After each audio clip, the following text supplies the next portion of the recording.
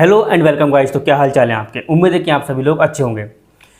दोस्तों, एक टर्म आता है जब भी हम स्मार्टफोन के बारे में बात करते हैं, कोई स्मार्टफोन का रिव्यू देखते हैं या फिर उसके स्पेसिफिकेशंस पढ़ते हैं, तो वहाँ पर एक टर्म आता है स्टोरेज टाइप में UFS 2.2 है हमारी स्टोरेज, UFS 3.1 है। यही दो स्टोरेज टाइप है जो आजकल मोस्ट कॉमन है। तो आज की इस वीडियो में मैं आपका UFS का जो भी डाउट है वो क्लियर करने वाला हूँ कि UFS क्या है, कब से शुरू हुआ, इसका मेन मकसद क्या है, कौन सा वेरिएंट बेटर है और कितना बेटर है, इसके वेरिएंट अच्छे होने से हमें क्या फ़ायदा है, ये सारी चीज़ें इस वीडियो में डिस्कस होंगी। ऐसी वीडियोस हम अपने चैनल पर लेकर के आते रहते हैं जहाँ पर मैं आपको टेक्निकल टर्म्स एक्सप्लेन करता हूँ और आपको बताता हूँ कि आखिर इनका असली मतलब क्या है। चलिए वीडियो को शुरू करते हैं। मेरा नाम है MK सिंह, आप देख रहे हैं technical MK Singh YouTube channel. अगर आपको टेक वीडियो में इंटरेस्ट है, चैनल को सब्सक्राइब कर लीजिएगा, बेल आइकन प्रेस कर लीजिएगा ताकि आपको डेली टेक वीडियोस देखने के लिए मिलती रहें। देखिए, मैं डेली टेक वीडियो डालने की कोशिश कर रहा हूँ। अभी शायद 16 to 17 डेज़ है हमारा जहाँ हमने डेली 1 वीडियो पोस्ट की है। अभी तक तो फिलहाल ये हमारा जो रूटीन है वो ब्रेक नहीं हुआ है और मैं कोशिश करूँगा कि हम इसको और आगे तक लेकर के चलें। बाकी आपको जिन भी टॉपिक्स पर वीडियो चाहिए आप नीचे कमेंट बॉक्स में ड्रॉप कर सकते हैं। मैं आने वाले टाइम में उन टॉपिक्स पर आपको वीडियो बना करके दूंगा। कोई भी टर्म्स है आपको समझना है आप कमेंट करिए, कोई भी कंपैरिजन है आपको चाहिए नीचे कमेंट बॉक्स में ड्रॉप करिए, वो सब आपको मिलेगा। सबसे पहले हम बात करते हैं UFS की फुल फॉर्म क्या है। असल में UFS की फुल फॉर्म है यूनिवर्सल फ्लैश स्टोरेज। इसका मतलब सिंपल सी बात है, UFS का काम क्या है, ये हमारे स्मार्टफोन में होती है, मेमोरी है, स्टोरेज टाइप है जो हमारी इंटरनल मेमोरी के काम में आता है। देखिए, दो टाइप की मेमोरी होती है हमारी, एक होती है रैम और एक होती है रोम। रैम में क्या है, 8 GB रैम आती है हमारे स्मार्टफोन में, 6 GB रैम आती है, 12 GB रैम आती है। और रोम जो आती है, इंटरनल मेमोरी जो आती है, वो आती है 128 GB, 256 GB, 512 GB। तो दो टाइप की हमारी स्टोरेज होती है, एक रैम में आ जाती है और एक आ जाती है रोम में। तो जो रैम है उसमें टाइप होते हैं LPDDR 3X, 4X, 5X। ये जो हैं ये रैम के टाइप्स हैं। इनके ऊपर मैंने सेपरेट वीडियो बनाई हुई है, आप चाहे तो इनको देख सकते हैं। आज के इस वीडियो में हम बात करेंगे स्टोरेज टाइप की यानी कि UFS की। देखिए, आप कंप्यूटर में पढ़ते हैं तो आपने एक टर्म पढ़ा होगा EEPROM। इसका मतलब होता है electrically erasable programmable read only memory. ये एक टाइप की मेमोरी है, कंप्यूटर मेमोरी है जिसे हम इलेक्ट्रिकली इरेज भी कर सकते हैं और उसमें कुछ भी हम प्रोग्राम भी कर सकते हैं। सिंपल सी बात है, आपने SD कार्ड देखा है, SD कार्ड में आप कुछ भी डिलीट कर सकते हैं, उसको फॉर्मेट करके उसके अंदर नया डेटा भी भर सकते हैं। तो वो इरेजेबल भी है और वो प्रोग्रामेबल भी है, उसके अंदर हम कुछ भी डाल सकते हैं। सिंपल सी बात ये है। तो ये एक एडवांस लेवल की EEPROM ही है, इसे हमने UFS का नाम दिया है। अगर हम सिंपल से एक UFS के बारे में समझने की कोशिश करें तो UFS एक नॉन वोलेटाइल मेमोरी है, यानी कि ये परमानेंट मेमोरी है। इसमें आप जो भी स्टोर करेंगे वो स्टोर रहेगा जब तक कि आप उसे डिलीट ना कर दें या फिर वो किसी तरीके से ब्रेक ना हो जाए, तब तक वो उसके अंदर स्टोर रहेगा। इसे हम इजीली इरेज कर सकते हैं और इसके अंदर कोई भी चीज़ हम दोबारा से डाल भी सकते हैं, प्रोग्राम कर सकते हैं। सिंपल सी चीज़ ये है।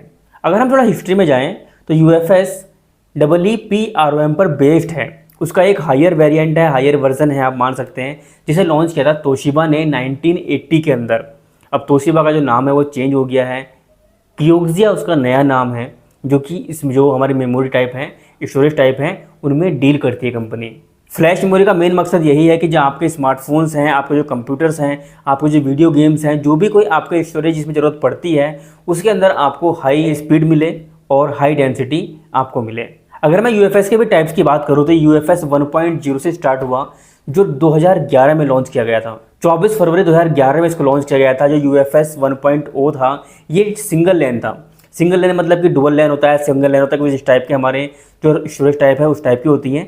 जैसे कि आप रोड देखते हैं, सिंगल लेन रोड होते हैं, डबल लेन होते हैं, कुछ 4 लेन है, कुछ 6 लेन है, कुछ 8 लेन है। तो इस टाइप से ही हमारे जो प्रोसेसर के अंदर हम कुछ डेटा सेंड कर रहे हैं, डेटा जो सेंड हो रहा है वो स्टोर कर रहे हैं, वो स्टोरेज में स्टोर होगा। उसमें वो एक लेन के थ्रू डाटा सेंड हो रहा है, 2 लेन के थ्रू सेंड हो रहा है, वहाँ पर भी लेन डिवाइडेड रहती हैं उनकी बैंडविड्थ के अकॉर्डिंग। बैंडविड्थ आप ये मान सकते हैं कि एक रास्ता है जहाँ पर आप कुछ भी इलेक्ट्रॉनिकली आप अपने सिग्नल्स को सेंड कर रहे हैं। जितनी बैंडविड्थ ज़्यादा होगी उतनी ज़्यादा हम सिग्नल सेंड कर सकते हैं। और आपको पता है कि मोबाइल में हमारे जो भी हमारे पिक्चर्स हैं, वीडियोज़ हैं, वो सब इलेक्ट्रिकल सिग्नल की फॉर्म में ही सेव होते हैं। तो जितनी ज़्यादा बैंडविड्थ होगी उतनी स्पीड से हमारा डेटा ट्रांसफ़र होगा। तो ये आपका जो डिपेंड करता है बैंडविड्थ कितनी है, जिसे हम रीड एंड राइट स्पीड जो है वो भी इस बैंडविड्थ के ऊपर ही डिपेंड करती है। जिसकी बैंडविड्थ ज़्यादा होगी उसकी read and write speed obvious सी बात है ज़्यादा होने वाली है।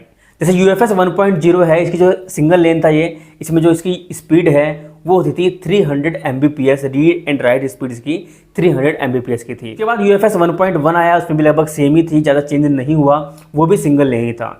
लेकिन जब UFS 2.0 को लॉन्च किया गया तो वो डुअल लेन हो गया, उसके अंदर डबल लेन हो गई, तो इनकी जो बैंडविड्थ है वो भी इंक्रीज़ हो गई और इनकी रीड राइट स्पीड भी इंक्रीज़ हो गई।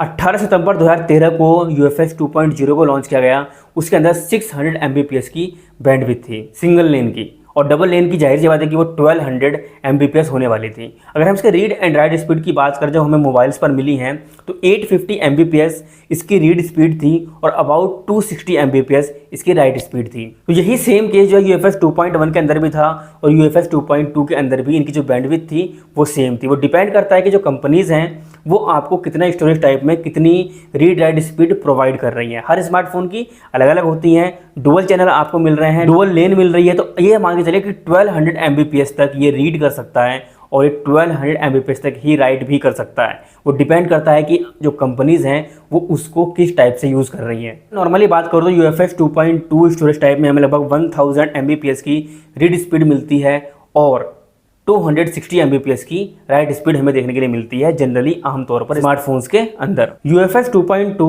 हमारा जो लॉन्च हुआ था वो 2020 में लॉन्च हुआ है, ज़्यादा पुराना नहीं है, सिर्फ 4 साल ही हुए हैं इसको लॉन्च हुए। जनवरी 2018 में UFS 3.0 को लॉन्च किया गया था। UFS 2.2 से पहले UFS 3.0 को लॉन्च किया गया था, ये बात ध्यान रखने वाली। इसके अंदर भी डुअल चैनल ही हैं और 1450 Mbps 1450 Mbps की इसकी बैंडविड्थ है, और डुअल लाइन की अगर हम बात करते हैं डबल हो जाती है, यानी कि 2900 Mbps की इसकी जो पूरी कंप्लीट बैंडविड्थ है वो बन जाती है, जिसको आप यूज़ कर सकते हैं रीड और राइट स्पीड में अलग अलग। अब कंपनी के ऊपर डिपेंड करता है कि वो इसको किस टाइप से यूज़ करना चाहती हैं। नॉर्मली कंपनी जो है नॉर्मल आज के टाइम पे 2100 Mbps आपको रीड स्पीड दे रही हैं और लगभग 410 Mbps के आसपास इसके अंदर में राइट स्पीड प्रोवाइड कर रही हैं। जनवरी 2020 में UFS 3.1 को लॉन्च किया गया, जिसके अंदर बैंडविड्थ तो सेम थी लेकिन जो कंपनीज़ हैं उसको थोड़ा हायर लेवल पर यूज़ करने लगी। वहाँ पर जो इनकी रीड स्पीड है वो 2100 Mbps ही रही, लेकिन राइट स्पीड वहाँ बढ़ा करके इन्होंने लगभग 1000 से 1200 Mbps के आसपास कर दी, यानी कि उसको अच्छे से बेटर यूज़ करना इनको आ गया था एक एडवांस वर्जन के तौर पे UFS 3.1 का। जनरली हमारे माइंड में क्वेश्चन आता है कि UFS 2.2 और UFS 3.1 में कौन सा बेटर है। जाहिर सी बात है कि 3.1 बेटर है, और कितना बेटर है ये भी आपको पता लग गया है। UFS 2.2 1 Gbps डेटा ट्रांसफ़र कर सकता है, यानी कि रीड कर सकता है, और यहाँ पर ये 2100 यानी कि 2.1 Gbps डेटा जो है वो रीड कर सकता है। और जो राइट स्पीड से भी काफ़ी बड़ा फ़र्क है। UFS 2.2 260 Mbps को केवल राइड कर सकता है और यहाँ पर ये 1200 Mbps को राइड कर रहा है, यानी कि काफ़ी बड़ा डिफरेंस है। एक रीड स्पीड में लगभग डबल हो जाती है स्पीड और राइट स्पीड में लगभग 4 गुना यानी 4 गुना स्पीड यहाँ पर बैठती है। तो UFS 3.1 फार बेटर है UFS 2.2 से। अभी 2022 के अंदर UFS 4.0 को भी लॉन्च कर दिया गया है, जिसकी जो बैंडविड्थ है वो 2900 है सिंगल लेन की, और डबल लेन की हम बात करते हैं तो 5800 Mbps है। तो फिलहाल ये पूरा का पूरा कंक्लूजन था, पूरा सिनेरियो था ये UFS स्टोरेज के बारे में। अगर हम कंक्लूजन की बात करें, शॉर्ट में बात करें UFS के बारे में, तो हम कहेंगे कि UFS एक EEPROM है जिसे हम इलेक्ट्रॉनिकली इरेज भी कर सकते हैं और उसको रिप्रोग्राम भी कर सकते हैं। इसे हायर डेंसिटी के लिए और हाई स्पीड के लिए बनाया गया है। जनरली हम इसको स्मार्टफोन्स के अंदर, कैमरास के अंदर और वीडियो गेम्स के अंदर यूज़ करते हैं, और भी बहुत सारे गैजेट्स हैं जहां हम इनको यूज़ करते हैं। और UFS 2.2 और 3.1 में काफ़ी फ़र्क है, लगभग डबल का फ़र्क है। जो इनकी स्पीड है उनमें काफ़ी फ़र्क देखने के लिए मिलता है। तो फाइनली ये कंक्लूजन था मेरा। आपके समझ में अगर कोई भी टर्म ना आया हो तो नीचे कमेंट बॉक्स में ड्रॉप करिएगा, मैं आपको समझाने की पूरी कोशिश करूँगा। उम्मीद करता हूँ कि आपको वीडियो समझ में आ गई होगी। UFS क्या होता है, आपके सारे दिमाग के जो डाउट हैं वो क्लियर हो गए होंगे। ऐसी वीडियोज़ हम अपने चैनल पर लेकर के आते रहते हैं। हमें जो आपके टॉपिक्स हैं वो सजेस्ट करते रहिएगा ताकि मैं आपके लिए वीडियोस बनाता रहूं। मिलते हैं आपसे नेक्स्ट वीडियो में, तब तक के लिए बाय बाय, टेक केयर। और चैनल को सब्सक्राइब करे बगैर बिल्कुल मत जाना, क्योंकि अब डेली वीडियो आ रही है और आपके जितने भी टॉपिक्स हैं उनके ऊपर वीडियो आ रही है। मिलते हैं आपसे नेक्स्ट वीडियो में, तब तक के लिए बाय बाय, टेक केयर, जय हिंद।